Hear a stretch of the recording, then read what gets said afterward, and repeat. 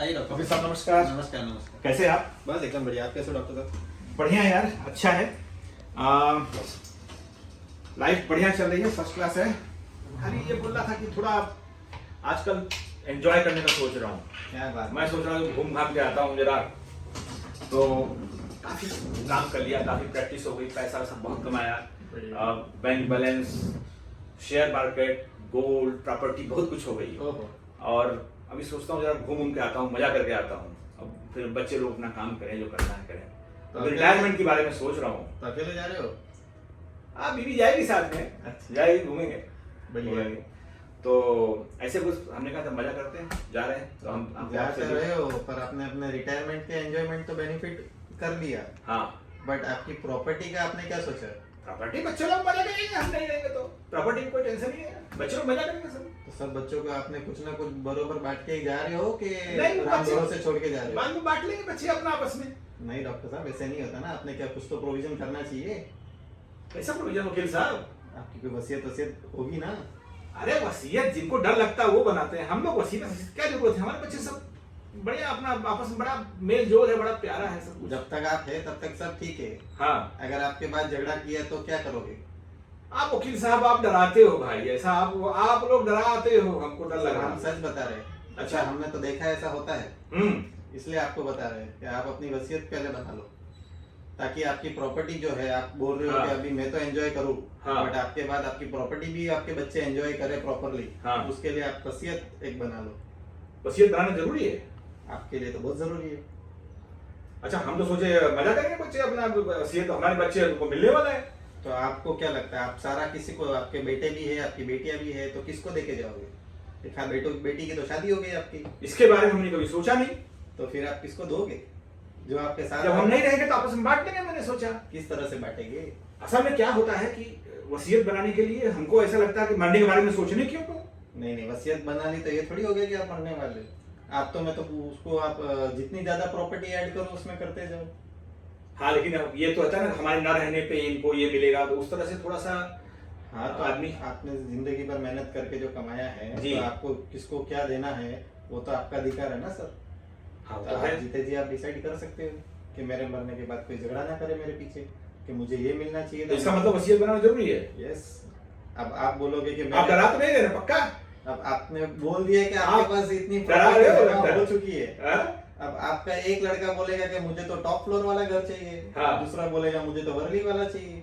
हाँ, ये बात तो ये सही है। दोनों में झगड़ा होगा कि नहीं मुझे तो ये भी चाहिए वो भी चाहिए, फिर क्या करोगे? ये बात तो सही है, ये बात तो सही है। तब आपको वसीयत की जरूरत तो पड़ेगी ना सर। ओ, तो वसीयत मतलब विल बनाना पड़ चाहिए। Yes. Thank you very much, आपने अभी आज आपके साथ आना, चाय वाय पिलाइए, फिर अभी चलो, बैठ ठीक है। डिस्कस करते हैं। Yes. तो मित्रों, ये एक फनी वीडियो था, और आज हमारे साथ एडवोकेट अनिल कुमार मरलेचा हैं, और हम लोग वसीयत यानी विल के बारे में डिस्कस करेंगे। आप हमारे साथ बने रहिएगा, और इसके नेक्स्ट वीडियो जो आ रहा है वो वसीयत के बारे में रहेगा, यानी विल के बारे में रहेगा। नमस्कार आप सभी को, मेरा प्यार भरा नमस्कार। मैं डॉक्टर विवेक द्विवेदी, आज टॉक विद विवेक इस शो में आज हमारे साथ एडवोकेट अनिल कुमार मरलेचा। आज हमारे साथ आपका हम स्वागत करते हैं अपने टॉक शो में। अभी तक आपने देखा होगा टॉक विद विवेक, करीबन हमने 29-30 एपिसोड कर लिए हैं। इसमें हमेशा हमने डॉक्टर्स के इंटरव्यू लिए हैं और मेडिकल टॉपिक्स के ऊपर डिस्कशन किया है।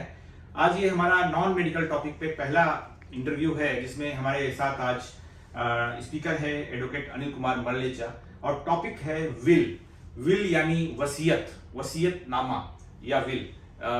हिंदी में उसको वसीयत बोलते हैं और इंग्लिश में विल बोलते हैं। तो सर, हम आपका एक टॉक शो में अपने स्वागत करते हैं, और सर का इंट्रोडक्शन देते हुए, एडवोकेट अनिल कुमार मरलेचा साहब का इंट्रोडक्शन देते हुए, he is a practising advocate as mostly involved in chamber practice related to property matters, drafting of contracts, deeds and will, and he is independent director of Hiramba India Limited company. Sir, आज का topic है जैसा वसीयत या will, ये topic है। तो मित्रों, जैसा कि आपने देखा कि लाइफ का, जिंदगी का कोई ठिकाना नहीं है।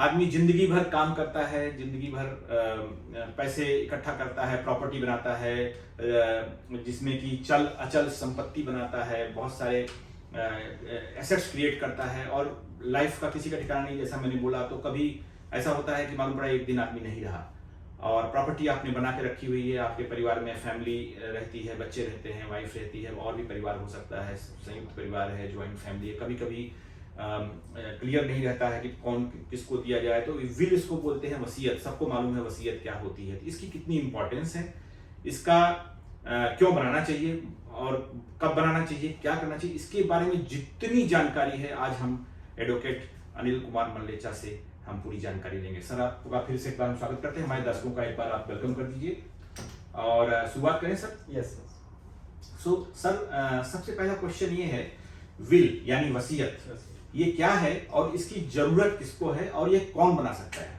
सर, जैसे अभी आपने कहा कि हम अपने पूरे जीवन काल के दौरान जो संपत्ति इकट्ठा करते हैं, जो प्रॉपर्टी हम बनाते हैं, उस प्रॉपर्टी को हमारे मृत्यु के बाद उसको किस तरह से डिस्ट्रीब्यूट करना है, उसका डिवोल्यूशन कैसे होगा, किसको क्या मिलना चाहिए, उसके लिए विल अगर नहीं होगी तो जनरली जैसे हम देखते हैं कि अगर भाई बहन है, दो भाई है या एक माँ है और भाई है, तो उन सब के बीच में उस प्रॉपर्टी को लेके झगड़े चालू हो जाते हैं। तो उसके लिए विल अगर है आपके पास तो उसका कैसे आपने डिवोल्यूशन किया है, किसको क्या क्या दिया है, किसका कितना अधिकार है।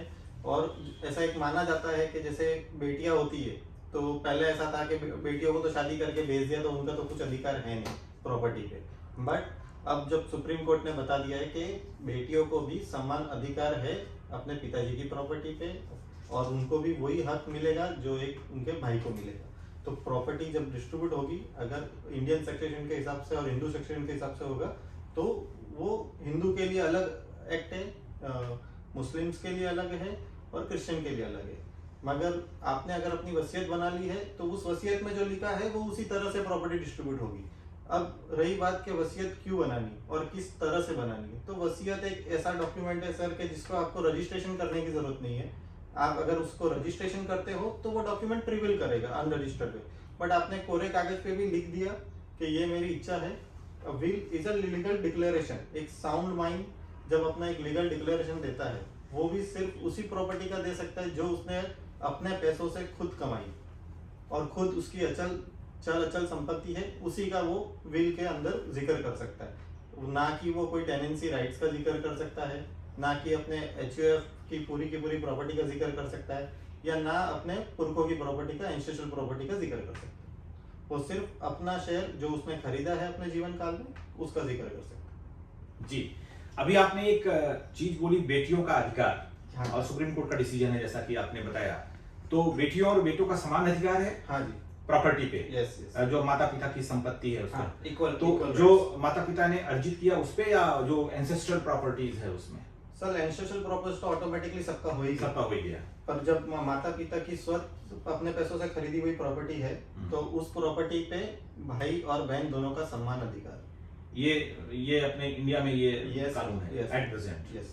जी, अच्छा साहब, ये बताइए कि विल कौन बना सकता है? जिसके पास प्रॉपर्टी एसेट सबके पास रहता है, चाहे कम हो चाहे ज्यादा हो, तो ये सबको बनाना चाहिए या कुछ जिसके पास ज्यादा प्रॉपर्टी है उसको बनाना चाहिए? क्या है इसका? कैसा रहता है सर कि जिसके पास प्रॉपर्टी, अगर सपोज करो कि एक घर है उसके पास और उसका एक बिजनेस एम्पायर है, एक कोई है कि ज्यादा ही बड़ा बिजनेस टाइकून है, और एक मिडिल क्लास फैमिली कि उसके पास ठीक है बिजनेस का भी जगह है, घर भी है, दुकान भी है और बैंक बैलेंस भी अच्छा खासा है। मैं बोलूंगा तीनों को ही विल बनानी आज की तारीख में जरूरत है। आपने कोविड के टाइम देखा रहेगा डॉक्टर साहब कि काफी सारी फैमिलीज ने अपने रिश्तेदारों को खो दिया या खुद ही अपने पूरी फैमिली खत्म हो चुकी है, और उस दौरान उस प्रॉपर्टी का कोई केयर टेकर नहीं बचा। अगर वसीयत होती तो उसका डिवोल्यूशन बरोबर होता। कई जगह पे आपने देखा होगा पेरेंट्स गुजर गए, माइनर बच्चे बच गए, तो उसके गार्जियन कौन बनेंगे? अगर एक विल होती तो वो उस तरह से डिसाइड होता कि इनका केयर टेकर कौन होगा, इस गार्जियन का सारा जो पैसा है वो किस तरह से उनको मिलना चाहिए, कैसे मिलना चाहिए, उसकी प्लानिंग हो सकती थी। तो विल हर कोई बना सकता है और कंपलसरी तो नहीं है बनाना, मगर बनाया तो आपके लिए अच्छा। अगर मान लीजिए विल नहीं बनाया किसी ने, वसीयत नहीं बनाई हुई है, तो क्या क्या प्रॉब्लम हो सकती है व्यक्ति की मृत्यु के बाद उनके परिवार वालों को? सर जैसे हमने स्टार्टिंग में डिस्कस किया था कि अगर विल नहीं है तो ये तो स्वाभाविक है कि आज की तारीख पे झगड़े होना इजी है। स्टार्टिंग के 1-2 महीने तो पता नहीं चलेगा कि भाई क्या हो रहा है, बट आप जैसे जैसे समय जाएगा तो भाई बहनों में, चाचा पति सब में झगड़ा चालू हो जाएगा कि भाई मेरा ये है उसका वो है, तो सब अपने अपने हक के लिए लड़ेंगे। अब वो अगर मैटर कोर्ट में जाता है तो जो कानून है सर वो कानून अपनी जगह पे, अगर भाई बोले मुझे सब कुछ चाहिए तो उसको नहीं मिल जाएगा, अगर बहनें बोले कि मुझे सब कुछ चाहिए तो उनको नहीं मिलेगा, उनको सबको समान अधिकार मिलेगा, जो जैसा है वैसा मिलेगा। सर मान लीजिए एक पति पत्नी है, उसमें से एक की मृत्यु हो गई और प्रॉपर्टी उसने बनाई है, उसके नाम पे है, डेथ हो गई, बच्चे हैं और पति या पत्नी में से एक बचा हुआ है, तो किस तरह से प्रॉपर्टी बढ़ती है? मान लीजिए उन्होंने विल नहीं बनाई।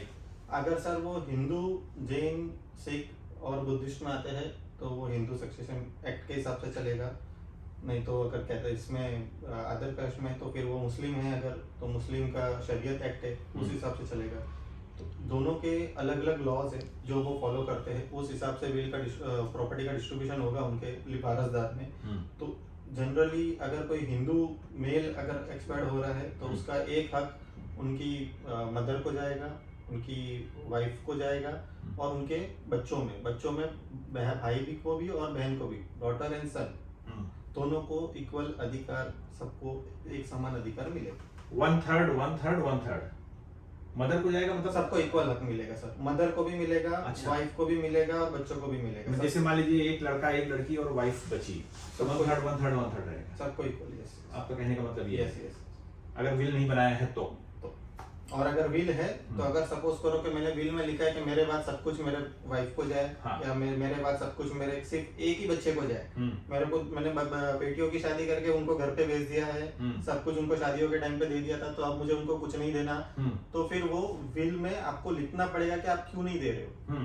तो वो विल का क्लॉज प्रॉपर होगा कि आपने इस, अगर सपोज किसी के 2 बच्चे हैं उसमें से एक लड़का अपने फादर को रख रहा है, पेरेंट्स को रख रहा है, दूसरा लड़का नहीं रख रहा है, तो जो रख रहा है फादर चाहे तो उसको दे सकता है। अगर फादर ने लिख दिया कि नहीं मैं इस वाले बेटे ने मुझे कभी नहीं रखा, ना इसकी बहू ने मुझे रखा ठीक से, तो मैं इसको कुछ नहीं देना चाहता हूँ, तो वो उनको नहीं भी दे, तो वो फाइनल हो जाता है। हाँ, मगर ये अगर विल नहीं बनी है तो जिसने नहीं टेक केयर किया उसको भी मिल जाएगा।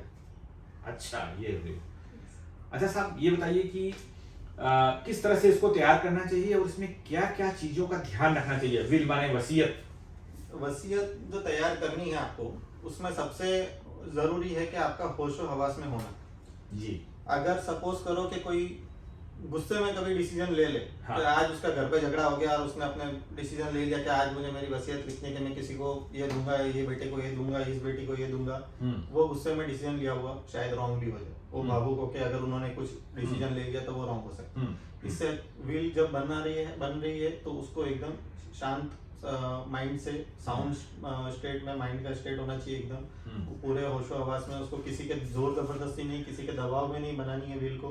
और जब ये विल बन रही है तो इसको हम एग्जीक्यूट कैसे करते हैं? एक विल कोई भी एग्जीक्यूट करने के लिए अगर आप चाहो तो उसको एक प्लेन पेपर पे लिख लो, that is also a will.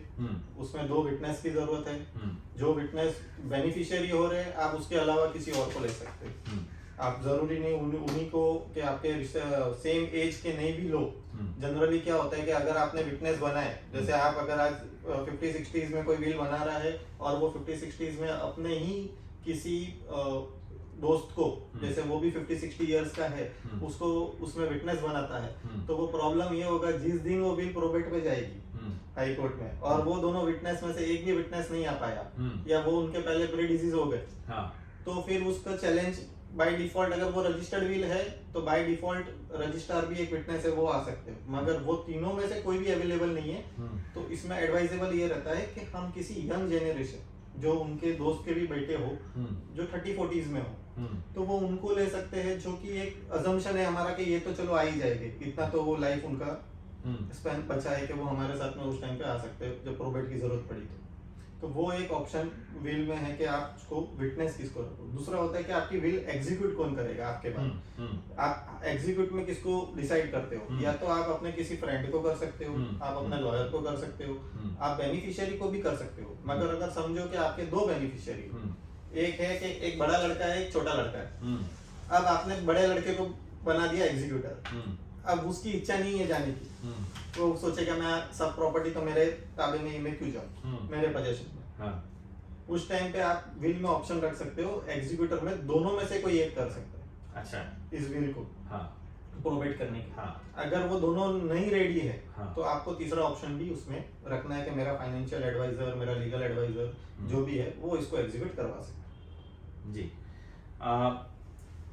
Will बनाया मान लीजिए, तो रखे कहाँ? अपने घर पे रखें या एडवोकेट के यहाँ रखें या लॉकर में रखें? कहाँ रखते हैं लोग? है। सर ज्यादातर केसेस विल में। अगर आपने रजिस्टर्ड की है तो आप उसको रजिस्ट्रार के पास भी डिपॉजिट करवा सकते हो। हाँ, अगर आपने उस विल की कॉपी ले ली है रजिस्टर से हाँ। तो आप की 5 कॉपी अपने अलग अलग दोस्तों के पास, अपने किसी खास परिचित दोस्त या फैमिली मेंबर को बता के आप उसकी एक एक कॉपी सबके पास रख सकते हो। जितने मैं चाहूंगा कि सपोज करो कि आपने अपने एक सीए को दे दी विल, आप अपने घर में आपने अपनी वाइफ को एक कॉपी दे के रखी है, या आपने अपने और एक ग्रुप में किसी को बता के रख दी है कि भाई मेरी ये विल है, अगर मुझे कल कुछ भी होता है तो आप ये कॉपी लेके आ जाना। आप उसकी 5 कॉपी कम से कम अलग अलग लोगों के पास रख सकते हैं। अच्छा। मान लीजिए आज हमने एक विल बना दिया, 2 साल बाद मेरा विचार चेंज हो गया, हमने जिसको दिया था हमने कुछ और उसमें मॉडिफिकेशन किया, किसी और के नाम पे थोड़ा कम ज्यादा जो भी रहा किया।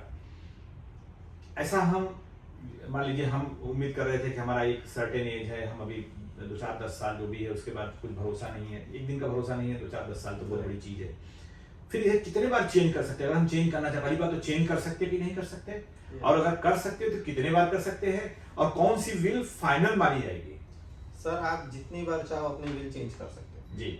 आप। अगर आपने रजिस्टर्ड भी की है तो और आपको उसमें छोटा सा कुछ करेक्शन करना है, जैसे सपोज करो कि आपके पास एक 1 BHK फ्लैट था, अब आपको उस बेच के आपने 2 BHK ले लिया, हाँ, या बड़ा और 4 BHK ले लिया, तो आप उस पर्टिकुलर एक क्लॉज को चेंज करने के लिए उसको अमेंड कर सकते हो, जिसको हम कोडिसिल बोलते हैं लीगल लैंग्वेज। उस खाली पर्टिकुलर उस विल के अंदर एक कोडिसिल ऐड होती है जिसमें उसका एक क्लॉज वो नंबर का चेंज हो गया कि आपकी एक 1 BHK प्रॉपर्टी के बदले अब ये 2 BHK की काउंट होगी और ये इस तरह से इसको डिवॉल्यूट करेंगे, तो वो एक आप चेंज कर सकते हो। दूसरा, अगर आपको सपोज करो कि आपको नई विल बनानी है तो हर विल जो अब हम बनाते हैं तो उसमें एक लाइन लिखते हैं कि ये मेरी आखिरी विल है और इसके पहले जो मैंने बनाई थी वो विल अब कैंसिल हो गई, नलीफाई हो गई, वो वॉइड हो गई, नलीफाइड हो गई। अब उसके बाद अगर सपोज करो कि आपने नई विल नहीं बनानी है पर आपने जो एग्जिस्टिंग बनाई है उसको आपको कैंसिल करना है, तो वो भी आप एक रजिस्ट्रेशन में वापस जाके कैंसिलेशन ऑफ विल करके डॉक्यूमेंट बना के आप उस पर्टिकुलर विल को अपनी कैंसिल भी कर सकते हैं। तो आप अपनी विल चाहे जितनी बार रिवोक कर सकते हो, कितने भी सालों में कर सकते हो, कितने भी दिनों में कर सकते हो, that is your choice. Generally एक एडवाइजेबल ऐसा रहता है कि आप हर 5 साल में अगर आपकी पता है कि मेरी प्रॉपर्टीज चेंज हो रही है, मेरे बैंक में एफडीज चेंज हो रहे हैं या मेरे सिक्योरिटीज डीमैट अकाउंट्स चेंज हो रहे हैं, तो बेटर ऑप्शन है कि आप अपनी हर 5 साल में विल को अपग्रेड करें। हर 5 साल में बिल बनाते जाए, अपग्रेड करते जाए, यस। वो कंटिन्यू उसमें 90% कंटेंट आपका सेम ही हो, हाँ, बट आपकी इच्छा के हिसाब से आप उसको अपग्रेड कर सकते हैं। जी। सर, ये वसीयत बनाने के लिए कैसे खुद ही बनाना पड़ता है या एडवोकेट की हेल्प लेनी पड़ती है? अगर आप जानकार है तो आप नॉर्मल खुद अपने राइटिंग में भी एक सादे पेपर पे लिख सकते हैं, हाँ, और आपने 2 विटनेस की उसकी साइन ली है उसके सामने, हाँ, जो आपने मेडिकल सर्टिफिकेट लगा लिया अगर आप ज्यादा एज के हो, हाँ, तो भी आपकी विल वैलिड है। मगर अगर खुदा ना खास्ता कल उठ के उस विल को चैलेंज हो गया, हाँ, तो आपने अगर एक एडवोकेट से बनाई है, हाँ, एक सीए से बनाई है, हाँ, या किसी कंसल्टेंट से बनाई जो विल के बारे में जानकारी रखता है, हाँ, आप उनसे बना लो, प्रॉपरली ड्राफ्ट करा लो। सिंपल, जितना विल सिंपल होगा उतना ज्यादा क्लियर मैसेज जाएगा कि किसको क्या देना है। जी। मान लीजिए एक आदमी ने विल बनाई है जो एक सिंपल पेपर पे लिख के एडवोकेट के हाथ से बनवाया, प्रॉपर किया, और उसी आदमी ने एक रजिस्ट्रेशन करवाई हुई है विल का, तो दोनों में कौन ज्यादा लीगली कौन ज्यादा पावरफुल है, कौन सी डॉक्यूमेंट? सर इसमें ये देखा जाएगा कि जनरली रजिस्टर्ड विल को प्रिविल करते हैं कि भाई ये ऑथेंटिकेटेड कॉपी है। अगर वो अनरजिस्टर्ड डॉक्यूमेंट है, सेक्शन 18 आपका रजिस्ट्रेशन एक्ट का आपको ऑप्शन देता है कि विल आपको रजिस्टर्ड कराना है तो कराओ, नहीं कराना तो नहीं कराओ। जी। मगर अगर आपने अनरजिस्टर्ड विल रखी है तो उसके चैलेंज करने के जो पॉइंट्स वो ज्यादा ग्राउंड्स खड़े हो जाते हैं हाँ। कि ये साउंड माइंड में थे, किसी के जोर जबरदस्ती में इन्होंने किया हाँ, होगा, हाँ। तो उस टाइम पे उसके ऊपर क्वेश्चन उठना वाजिब। ऐसा है। अब ये बताइए साहब कि जैसे विल बना रहा कोई एक आदमी, वो आपने बोला साउंड माइंड होना चाहिए। सपोज करो उसने डॉक्टर का सर्टिफिकेट लेना जरूर, उसके लिए डॉक्टर का सर्टिफिकेट लगेगा। यस सपोज करिए उसने डॉक्टर का सर्टिफिकेट नहीं लगाया है, तो कल को कोई चैलेंज करेगा कि जैसे आपने बताया कि कोई ये साउंड माइंड में नहीं थे, ये नशा मतलब ये गोली खाए थे, ऐसा कुछ भी बोल सकता है कि Yes. He was not in proper mind, मतलब स्टेट में नहीं थे माइंड।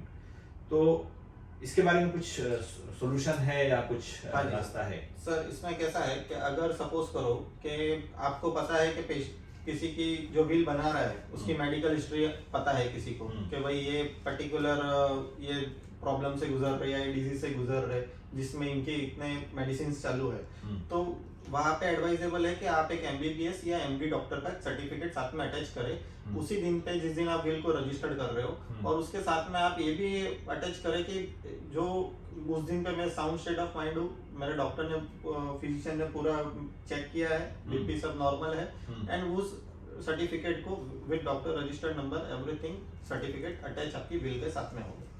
डॉक्टर का सर्टिफिकेट लगा रहेगा तो उसकी, अच्छा मान लीजिए किसी ने डॉक्टर का सर्टिफिकेट नहीं लगाया है और विल बना दिया है, ऐसे ही बना दिया है जैसे आपने बताया सर, फिर उसमें उसी बात पे वापस आऊंगा कि अगर उसकी मेडिकल हिस्ट्री में कोई क्वेश्चन रेज होता है हाँ। कि वहाँ पे वो मेडिसिन था उसको लेना था चालू था या वो अंडर सम ट्रीटमेंट था, तो वहाँ पे क्वेश्चन आएगा कि ये विल को चैलेंज करने का कि यहाँ पे इसके साउंड स्टेट ऑफ माइंड पे क्वेश्चन आ रहा है, तो वो विल चैलेंज हो सकती चैलेंज हो सकती है। है। यस जी।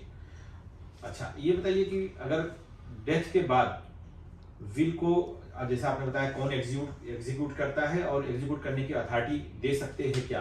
तो सर आप एग्जीक्यूट करने की अथॉरिटी आप चाहे तो बेनिफिशियरी जो आपके विल में लीगटी या बेनिफिशियरी जो भी होगा आप उनको दे सकते हो, या आपने किसी भी एक मित्र को या अपने लीगल एडवाइजर को या फाइनेंशियल एडवाइजर को भी आप उसके अंदर एग्जीक्यूटर बना सकते हो, या एडवोकेट वगैरह को या सीए को भी कर Yes, सकते हैं। yes. आप उसके लिए उसकी फीस भी तय कर सकते हो कि ये एग्जीक्यूटर है और इस एग्जीक्यूटर को मैं इतने पैसे दूंगा, ये मेरे स्टेट से इतने पैसे ले ले अपनी फीस के तौर पे, हाँ। और ये बिल को एग्जीक्यूट करा ले। सपोज करो कि आपने अपनी बिल बनाई और मुझे एग्जीक्यूटर बनाया, अब मुझे पता है कि मुझे ये रोल नहीं निभाना, हाँ मैं एग्जीक्यूटर तो हूँ, मुझे हाँ। इसमें आपने फीस भी तय कर दी, हाँ। पर मुझे ये रोल नहीं निभाना, हाँ तो मुझे अगर जब वो रोल नहीं निभाना एग्जीक्यूटर का, तो मुझे आपकी फीस भी वापस करनी होगी आपके हायर्स को, हाँ और मुझे एक एप्लीकेशन देना होगा आपको कि भाई मैं इसका एग्जीक्यूटर हूँ, हाँ। पर मैं ये रोल नहीं कर सकता। अच्छा मैं अपना रोल जब अब किसी ने मुझे बना भी दिया एग्जीक्यूटर, तो मैं वो हाँ। डिनाई भी कर सकता। ओके।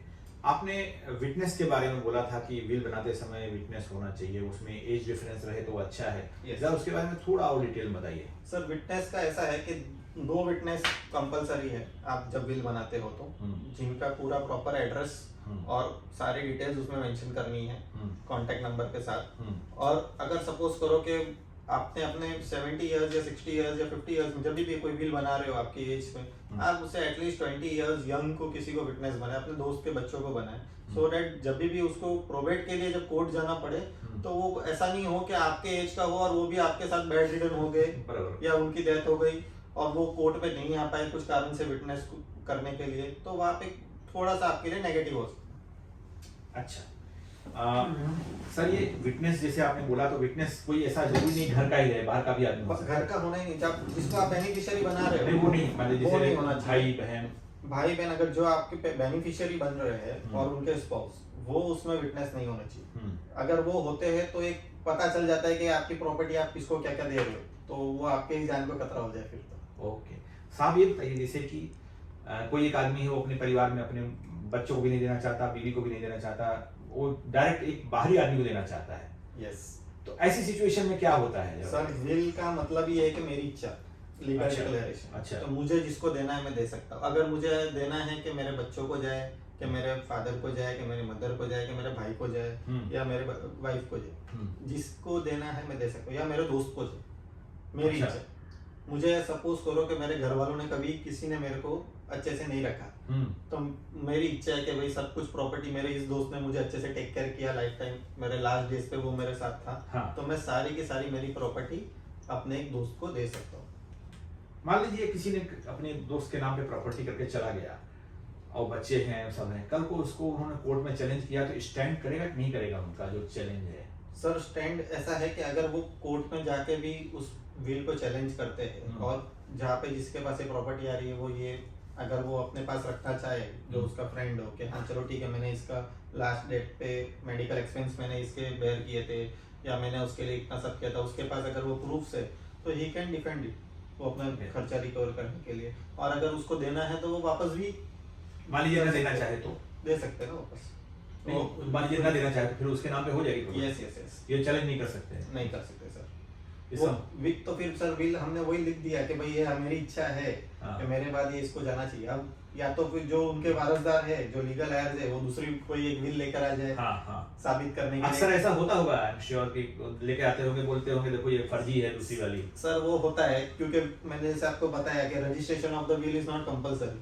हाँ तो कोई सोचता है कि मैं घर पे खुद ही एक बना लूं, साइन कर लूं और उसको कैसे भी करके मैं अनरजिस्टर्ड विल भी प्रेजेंट कर दूं कि मेरे ये रजिस्टर्ड विल के बाद ये अनरजिस्टर्ड विल भी एक पिताजी बना के गए थे। हाँ, तो हाँ। दैट इज अगेन फ्रॉड वाला इंटेंशन है तो वो तो पता ही चल तो जाता पता चल जाता है, आदमी Yes. का पता चल जाएगा। अच्छा, ये विल किसके पास रखना चाहिए? मैंने फिर से पूछ रहा हूँ वो चीज, क्योंकि ये ऐसी चीज जैसे आपने बताया कि 2-4 लोगों को दे दिया और अभी आपने वो भी बोला कि अगर सबको मालूम पड़ गया कि मैं इनको दे रहा हूँ इनको नहीं दे रहा हूँ तो बिना बिना वजह की आपकी एक तरह से एनिमिटी या दुश्मनी या जो भी बोलिए नेगेटिव इम्पैक्ट होता है उसका। तो ऐसा कर सकते हैं क्या कि विल बना करके एक एडवोकेट वगैरह को बता करके और जो प्रोफेशनल है उसको बता करके लॉकर वगैरह में रख दिया Yes, आप जाए? अपने सील एनवलप में एक अपनी विल को आप किसी भी फ्रेंड के पास, अपने एडवाइजर के पास या हाँ। अपने बैंक में जहाँ आपको रखनी है, पर आप बैंक लॉकर पे रखोगे तो उसको एक्सेस करने की जिम्मेदारी वापस पॉइंट पे आ जाएगी कि बैंक वारसदार को ही देगा। हाँ। तो इट्स बेटर कि आप उसकी 5 कॉपी बनाओ और हाँ। 5 कॉपी बना के आप अलग अलग दोस्तों को दो हाँ। जो पता है कि इस टाइम पे ये तो आ ही जाएगा मेरे लिए, तो आप उसको सील एनवलप पे रख के आप अपने दोस्तों को दे सकते हैं, अच्छा, एडवाइजर एंड फ्रेंड्स। तो मित्रों आज ये वसीयत यानी विल के ऊपर हम लोग डिस्कस कर रहे हैं। एडवोकेट अनिल कुमार मरलीचा, इनके साथ हम बैठे हुए डिस्कस कर रहे हैं। वसीयत आप जानते हैं बहुत इंपॉर्टेंट डॉक्यूमेंट है। लाइफ लॉन्ग हम लोग काम करते हैं, काम करने के बाद एसेट्स बनाते हैं, चल अचल संपत्ति बनाते हैं और अगर बिना लिखे किसी को चले गए तो बाद में कभी कभी प्रॉब्लम आने की चांस रहती है। आपके जो परिवार हैं उनके लोगों को प्रॉब्लम आने के चांस रहते हैं, कभी आपस में झगड़े होते हैं, तो उससे बचने के लिए हर आदमी को वसीयत बनाना बहुत आवश्यक है। इस पे आगे डिस्कशन करते हुए सर नेक्स्ट क्वेश्चन ये है कि जैसे हमने बिल बना के चले गए, एक एग्जीक्यूटर डिसाइड कर दिया, तो बेनिफिशियरीज जो हैं वो किस प्रकार से प्रॉपर्टी अपने नाम पे करवा सकते हैं डेथ के बाद? मतलब क्या उसका प्रोसीजर कैसे होता है? जैसे एग्जीक्यूटर क्या करता है, एग्जीक्यूटर का काम क्या होता है? एग्जीक्यूटर का काम होता है कि उस बिल को प्रोबेट करके लिया जाए। अच्छा, प्रोबेट क्या होता है? प्रोबेट होता है कि सर आप हाई कोर्ट में एक एप्लीकेशन करो कि ये हाँ। पर्टिकुलर डिजीज पर्सन की ये लास्ट विल है, हाँ। अब इस विल को हम हाँ। चाहते हैं कि प्रोबेट हो। प्रोबेट में सारे जितने लीगल हायर्स है हाँ। उनको एक एक नोटिस जाएगा हाँ। कि भाई आपकी ये विल आई है और आप सारे आपके पास अगर कोई दूसरी कॉपी है विल की तो आप वो लेकर आ जाओ, या आपको कोई ऑब्जेक्शन है इसके विल पे तो आप वो कोर्ट को बताओ। उसी के साथ में कोर्ट एक पब्लिक नोटिस भी जाहिर करता है। उस नोटिस के तहत सबको पता चलता है कि भाई इसकी ये वाली विल है। तो अगर जैसे आपने देखा रहेगा कि लोग बाद में पता चलते कि इनके और भी कोई वारसदार थे हाँ। या फैमिली मेंबर्स या कोई बच्चा बच्ची जो छोड़ के चले गए हो कोई जमाने में, तो उस फैमिली मेंबर जो नहीं पता हो तो ये पेपर नोटिस के थ्रू भी कोर्ट एक ऑप्शन देता है कि आप जो भी इनके लीगल हायर्स है या वारसदार है जो इनको जानते थे या उसके पास किसी के पास इन्होंने और कोई दूसरी विल रखी हो, तो ये फाइनल प्रोबेट जो है वो होने के पहले सारे ऑब्जेक्शंस और लीगल हायर्स से भी और पब्लिक नोटिस से भी एक बार मांग लेते हैं कोर्ट। और जब वो ऑब्जेक्शन सारे आ जाते और सब कोई ऑब्जेक्शन लेने वाला उसमें सब सहमत है उस बिल से हाँ। कि कोई दूसरी कॉपी बिल की नहीं है, हाँ। तो फिर उसको कोर्ट प्रोबेट ग्रांट कर देगा और उस प्रोबेट के तहत वो एग्जीक्यूटर सारी प्रॉपर्टी जिसमें जिसमें उसका लिखा है हाँ। वो उसके नाम पे ट्रांसफर हो जाएगी। ये प्रोवाइड करने की पावर सिर्फ हाई कोर्ट को है? Yes. नीचे वाले कोर्ट नहीं? नहीं हाई कोर्ट सिर्फ हाई कोर्ट करता है। कितना समय लगता है ये प्रोवाइड करने में और विल कोर्ट? सर अगर ऑब्जेक्शन नहीं आते तो 5 to 6 मंथ्स में ये प्रोबेट वाला 5-6 महीना फिर भी लग जाता है अगर ऑब्जेक्शन नहीं आया तो? यस सर, हमारे कोर्ट में केसेस बहुत पेंडिंग रहते हैं क्योंकि लोग विल नहीं बनाते, इसके लिए प्रॉपर्टी मैटर ज्यादा ही पेंडिंग है। ओके, तो कहने का मतलब है कि विल बनाना चाहिए हर आदमी को। कंपल्सरी। ओ, अगर विल बनी है फिर भी 5-6 महीने लग जाते हैं सबके नाम पे सब ट्रांसफर। प्रोसेस है, इसमें टाइम लग जाता है। ओके।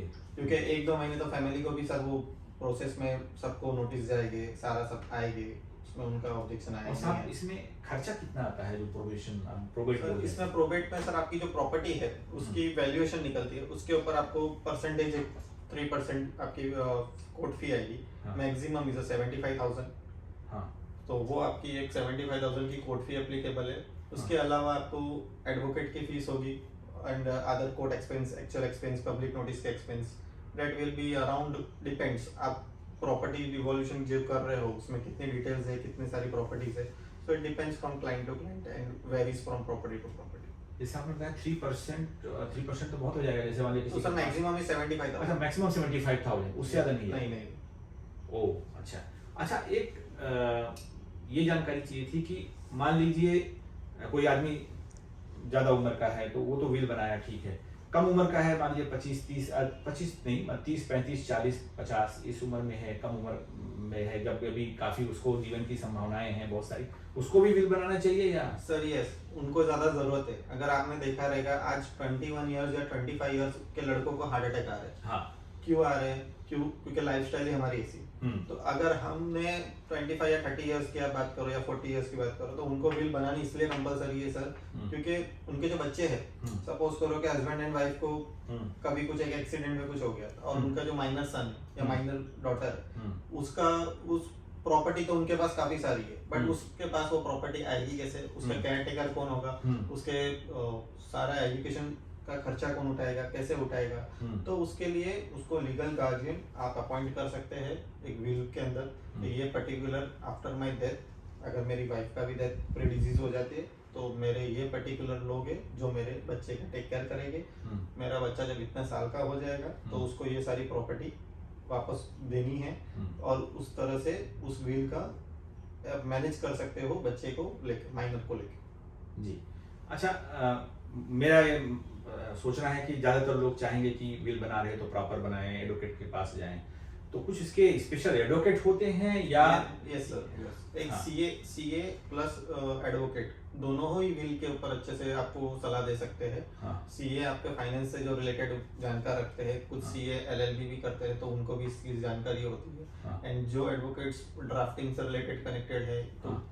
जैसे विल की जानकारी सबको होती है, बट उसकी कुछ टेक्निकलिटी है जो सब एडवोकेट्स नहीं जानते हो, तो नॉर्मली जो ड्राफ्टिंग से रिलेटेड विल का काम करते हैं आप उनके पास से अपनी विल बना सकते हो। एक क्वेश्चन साहब, जैसे मान लीजिए मेरा सोसाइटी में फ्लैट है और मैंने उसमें नॉमिनेशन फॉर्म, सोसाइटी का जो होता है बड़ा कॉम्प्लिकेटेड होता है, वो इतना सिंपल नहीं रहता, खाली एक फॉर्म भर दिया वैसा, उसके एक रजिस्टर बनाना पड़ता है, रजिस्टर बनाने के बाद फिर जो अपना अकाउंटेंट होता है उसके पास करना पड़ता है, उसकी फिर एक कॉपी, पता नहीं ढेर सारे उसमें सिग्नेचर ये वो करके रहता है। हमने मान लीजिए वो सब नॉमिनेशन फॉर्म भरा नहीं या प्रॉपर नहीं हुआ, क्योंकि प्रॉपर नहीं है तो प्रॉपर नहीं है कहने का मतलब, तो हमने एक विल बना दिया जिसमें हमारे प्रॉपर्टी है, सोसाइटी में ये प्रॉपर्टी है, मान लो कहीं लैंड है, कोई चल संपत्ति है, अचल संपत्ति है, सब हमने नॉमिनेशन फॉर्म सोसाइटी में नहीं भरा और विल बना दिया कि विल में ये सोसाइटी हमने इनको ये फ्लैट हमारा इस सोसाइटी में हमने इनके नाम पे कर दिया।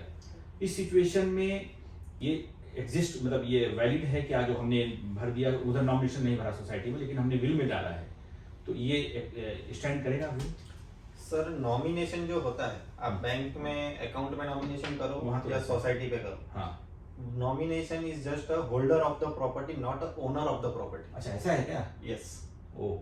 तो नॉमिनेशन होने से ये नहीं होता है कि मेरे सोसाइटी में नाम है कि मेरे बाद ये मेरा नॉमिनी है, या बैंक अकाउंट में ये मेरा नॉमिनी है, हाँ। तो उसको सारा पैसा मिल जाएगा। हाँ। नहीं, ऐसा नहीं है। हाँ। वो पैसा लेने का अधिकार उसके पास है, बट वो उस पैसे का मालिक नहीं हो गया या उस प्रॉपर्टी का मालिक नहीं हो गया। हाँ। वो प्रॉपर्टी अगर विल नहीं है हाँ। तो हिंदू सेक्शन एक्ट के हिसाब से सबको जाएगी, कि जितने वारसदार है सब में बटेगी, और अगर विल बनी है तो विल के हिसाब से जाएगी। सर एक मिनट, मैं फिर से क्वेश्चन क्लियर करना चाहूंगा अपने दर्शकों के लिए, और मेरे को भी क्लियर करना है।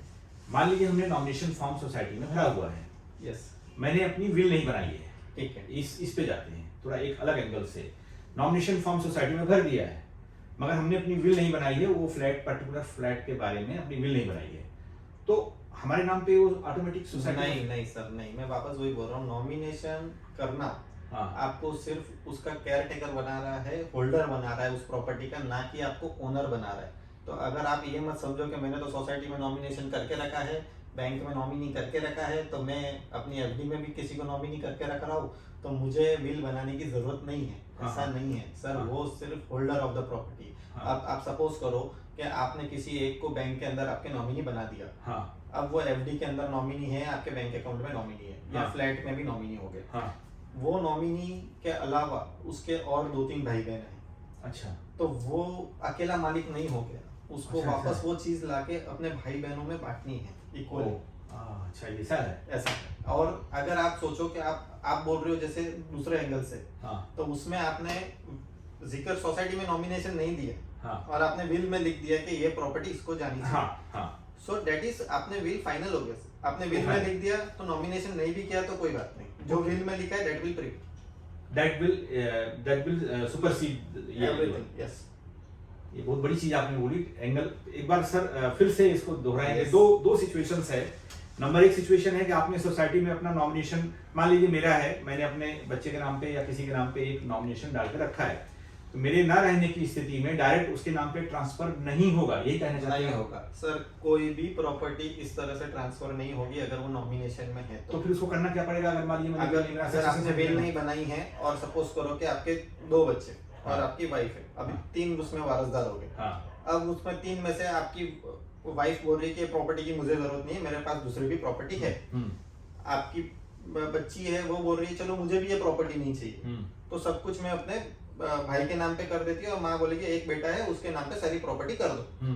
अब नॉमिनेशन में भले मेरा बेटी का नाम रखा हो आपने, तो उस दौरान जब अगर आपने बेटी का नाम रखा और बेटी बोल रही है कि मुझे नहीं चाहिए, तो वो उस राइट्स को छोड़ सकती है, मगर हमको उसके लिए एक रिलीज डीड बनानी पड़ेगी जो रजिस्टर्ड होगी।